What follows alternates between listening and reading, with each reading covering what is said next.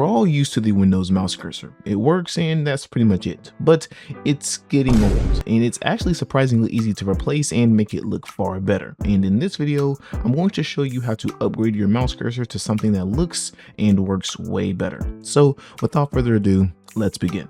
Now, to get these cursors, all you need to do is go to this website, vsthemes.org, and then go to the cursors portion of this website. And then there are plenty of different cursors that you can use. They have 8-bit ones, they have different anime ones, and they even have some minimalistic ones here.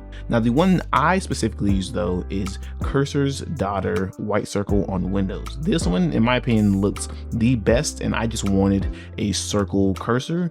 And as you can see, it shows exactly how this will look. So for instance, this one is normal. And then you have this one, which is when you hover over something that is interactable. And then you have these, which is for when you're changing the size of a window. So it honestly looks really good.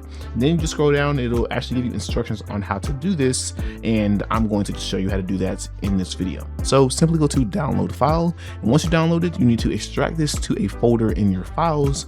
And then I will show you how to set it up. Once you have it there, you simply just need to go to that folder. So for instance, .md is the one I will be doing for this video, .md, and then you will see a file named install.inf. That is the only one that you need to mess with because everything else will be set up on its own. So you just need to click on it, right click, and install. Once you do that, this window should come up, mouse properties, and it is simply that easy. Just go to scheme, then I'll just click on this, it'll give me these pop-ups, and then I just need to go back to .md, and then if you click apply, it will change to this one. So again, if I go ahead and apply, and as you see, the mouse cursor completely changed to this one. So you can use any one that you want to use. I just personally think this one's the best.